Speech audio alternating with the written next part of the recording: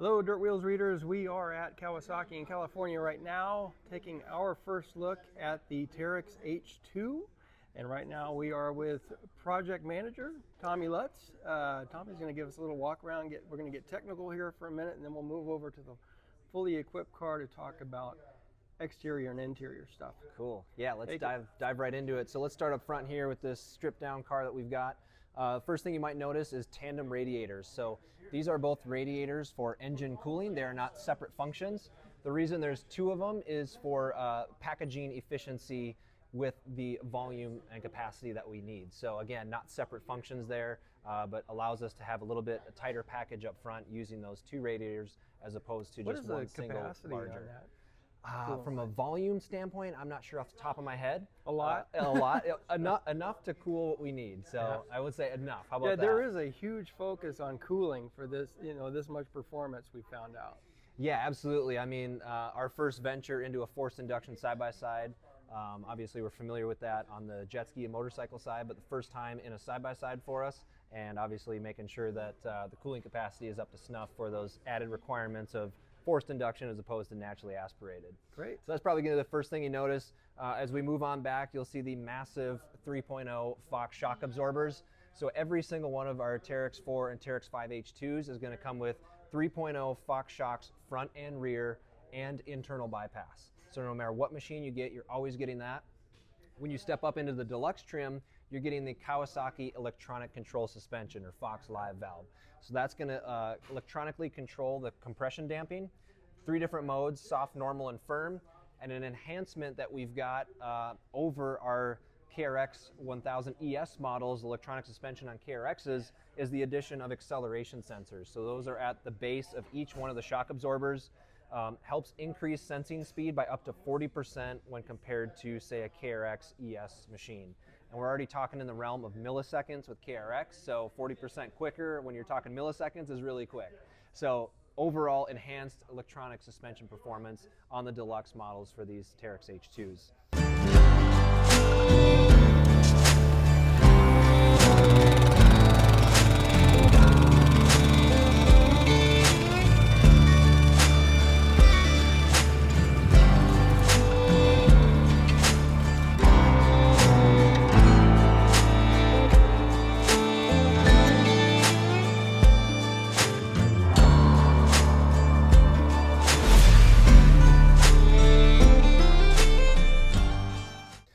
Working our way down and out, we've got massive box-style construction front A-arms, so multiple stampings coming together here to give you the rigidity and the stiffness and the durability that you need that's required out of this machine.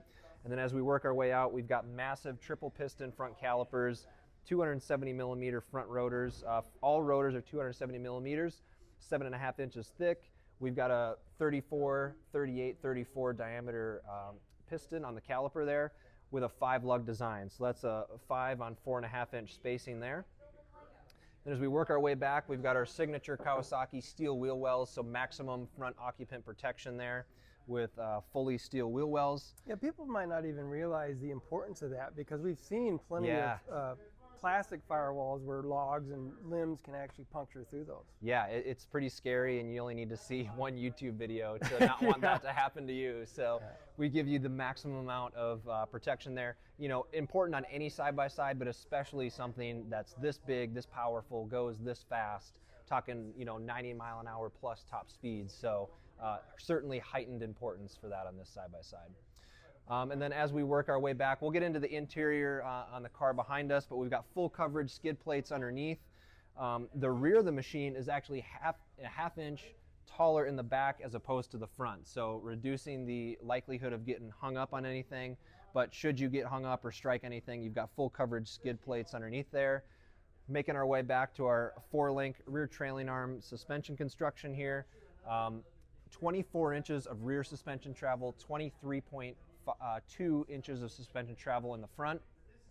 Again, we've got that Fox 3.0 Kawasaki electronic control suspension out back.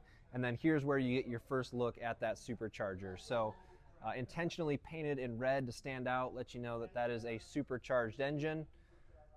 Dual snorkel intake here, so the right side snorkel is dedicated exclusively for engine air intake, so that's going to be pulling in from this location down to the filter, to the supercharger, up through the intercooler, and then into the engine. So as it enters into the intake, that's a fully cast aluminum intake there, so maximum seal performance and durability with that aluminum intake. And then it's going to work its way down through 4 40mm throttle bodies. So each cylinder gets its own 40mm throttle body. And then another cool and unique feature on this is dual injectors. So you've got a primary and a secondary injector. I want you to repeat that part about the throttle bodies. A individual 40mm throttle body for each cylinder. For each cylinder. That is amazing. Each cylinder is getting fed its own 40mm throttle body. Yep. So you've got a 12-hole primary injector that's integrated into the throttle body as traditionally would be, and then you've got that secondary injector further up the intake tract, which activates at 5,000 RPM. So it's 9,500 RPM red line. That secondary gets blended in starting at 5,000 and is going to go all the way up to red line at 9,500 RPM, making peak power at 9,000 RPM. So, up at the top. Yeah. So this is just solid power from bottom to top. It's really making power everywhere. It pulls. Yeah. It's an impressive horsepower number, but it pulls all the way throughout the RPM range. You're making peak power at 9,000 RPM, so 500 RPM shy of red line, which tells me and should tell everyone else this thing pulls to the moon. It'd be a killer in the dunes for sure. Yeah. It does not fall flat on its face at any point. So making our way further around here, we've got our sporty dual exit rear exhaust. Yeah, and we're going to take a look at that on the full machine over here. It is really cool looking. Yeah, awesome. We'll get more into that later. Putting that power to the ground is a CVT here. So that's being fed through the left side intake snorkel here. So this one is dedicated exclusively for that intake cooling and ventilation. And these intakes were strategically placed through CFD analysis. They're slightly recessed from the bodywork to help minimize the dust intrusion that's getting into there. So obviously for the engine, you've got the filter that's going to capture all of that, but just to minimize the amount that even makes it that far, CFD analysis was done to minimize the amount of sand and dust getting through there, and then you've obviously got your pre-filters here as well to help further minimize that. Making our way further, we get a pretty good look at our 5-passenger seating here on our Teryx H2 model. So if you look closely, this center seat is actually slightly offset on the back and the base. So it's a 2-inch offset on the seat back and a 1-inch offset on the base, predominantly as you work your way towards the rear to help offset that center passenger from the outer two to make sure that everybody's comfortable in those rear seats. Notice all of them have the 4-point harness, so there's no compromise on safety or security there for any of the occupants. And the rear seat is stadium style seating, meaning that it is 15 millimeters taller than the front seat, so the rear occupants can see out more clearly and easily and not be looking straight at the back of the driver's headrest. You want to see out and have a good time. We've got that grab bar going the full width of the vehicle for the rear passengers as well to grab onto. And then they've got storage nets at the back side of each one of the front seats to store their items in. You'll notice here's where the battery is located underneath the rear seat on the left-hand side. And then now's maybe a good time to show on our front seats, we are front to back adjustable. So a full 6 inches of front to back adjustability. You'll have to pardon me, it's a little easier to do it when you're sitting in the seat, but 6 inches front to back adjustability on both the driver and front passenger seat, and then 43 degrees of stepless adjustability on the steering wheel. So you can definitely tailor that to your specific wants and needs there. And then we've got our headlight switch here for off, normal, and high beam, and then this dial controls your 7-inch TFT screen. Toggle between suspension mode, engine, chassis readout mode with speeds, RPMs, etc. That also is going to be where your front and rear cameras are going to show up if you equip those as accessories, and that's all going to be controlled through this dial and these buttons here. Got it. So why don't we maybe make our way over to this machine, a fully upfitted, non-stripped down. So styling was also a really important factor for us, and this styling really gives a sense of dynamic performance and speed just standing still. We see these lines increasing as it works its way towards the back. There was a strategic break here between the colored panel and the black textured panel on the upper and lower portions of the door. So all of this was done intentionally to, again, give that impression of speed and performance as you're just looking at the machine. We've got this beautiful D-pillar cover that brings that lime green Kawasaki color all the way up to the top of the roof, really finishes off this back section nicely. And then as we make our way back, we've got all LED lighting front and back, but we've got this sleek rear tail light LED lighting there. And there's that beautiful dual exit rear exhaust that you're talking about, Jeff. Cool. Yeah. Gives you a sense of performance, right? I mean, when you're talking 250 horsepower in a sport side-by-side, you want to make it look every bit as cool as it performs. And I think that dual exit exhaust really fits the bill there. Oh, hey, let me get a look up here. The Yeah, intercooler, so another red part, the Yep. other important red part. Yeah, so there's what it looks like completely finished. You'll notice we strategically placed that in a red colored intercooler grill just to have it just as you observed. It pops out, it catches your attention. You say, hey, what's going on back there? Oh, that's my intercooler for my Supercharger. So definitely a really kind of cool little talking piece there. Has that Supercharger and intercooled badge on the back.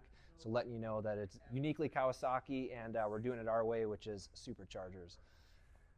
Let's work our way inside now. Plenty of storage throughout. So this is the deluxe model. It's going to come standard with that 10-inch Garmin infotainment screen, full touch screen there, give you GPS capability, support your audio functions, and give you vehicle information readout as well. 3 power modes, and that's going to be accessed through this switch here. So you've got full, mid, and low. Full power mode, pretty self-explanatory, right? What That's were the full power. percentages on that? Mid power is 80% of full, and low power is 60% of full. So, you know, for ease of maybe say getting on or off a trailer, low power mode might be a nice option to have. And then maybe if you've got a newer driver or somebody that's getting more familiar with the car, maybe mid power is adequate for them. And then whenever you're ready, flick it up into full and you get full 250 horsepower. Do need to be below 50 miles an hour and off throttle to get it to change, just as a safety precaution for engine internals and drivetrain internals, but you do have those 3 power modes at your disposal. Just below that, we've got our 2-wheel drive, 4-wheel drive gear selectors, so you can select between 2-wheel drive, 4-wheel drive, and 4-wheel drive with front diff lock. And then just below that, you've got your gate style shifter, 2 forward drive modes, high and low, and then your reverse gear as well. Parking brake located just behind that. And then we've got some storage here above your infotainment screen, and that has 2 USB-C power outlets in it. And then you've got your glove box storage over here to the right with a 12-volt DC power outlet inside of that. Cup holders on either side of the dash for driver and front passenger.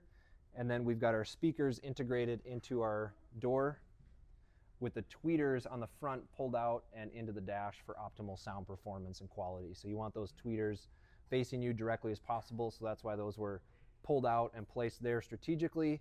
And then if we make our way back here on the rears, those also have speakers in them as well, and the tweeter is integrated with that speaker in that door. So on the deluxe model, comes standard with audio. You're going to get 4 6.5-inch speakers with tweeters, and then you can add an accessory subwoofer if you want to do that additionally above and beyond what comes standard. Our doors also have both interior and exterior door handles as well, so very easy and intuitive to open and close the door. And then you've got your grab handle for each door to make it super easy to close that as well. As we work our way towards the back here, you'll notice the rear passengers do have the center cup holder on the 5-passenger model, and then cup holders on each one of the doors for the outer passengers, and then another 12-volt DC power located centrally there for the rear passengers as well. And you can see the netted storage on the back of the seats for the passengers also. Plenty of storage for 2 to 3 riders. Yeah, yep. So obviously a very key focal point. So we wanted to make sure we had ample storage for everyone. And yeah, I think that's kind of everything. Yeah, so I was just going to point out outs. the front of this thing. Yeah. You know, much like the KRX, it has that sloped nose, and we already talked about it has diff lock. This is not just a dune machine or a high-speed desert machine. It will also rock crawl with that Supercharger. You have plenty of power from off idle all the way to the top. It's very linear from what we've been reading. Yeah, it'll be. I'm very curious to see where people take them and what they use them for. Obviously, a very capable machine. We did intentionally keep this front end as short and as compact as possible. So that's why those tandem radiators also help play a part in the front for the visibility that you were alluding to as well. So cresting over a dune, if you're doing some rock crawling, you've got great driver visibility to both tires and out towards the front of the machine. And again, all this was done in consideration for that. Great looking machine. I mean, this video doesn't even do it justice to see it in person. Yeah. The fit and finish is just, it's amazing. It's very glossy. A lot went into this machine. Yeah. Looking forward to riding it tomorrow. Absolutely. And taking it out to El Centro out in the desert. Going to get a chance to test it in extreme heat. Yes. Here in August. Yep. Yeah, nice which will be another great test. You going to be out there with us tomorrow? I will be, yep. All right. I'll be joining. We will see you in the morning. Awesome. Thank you, guys.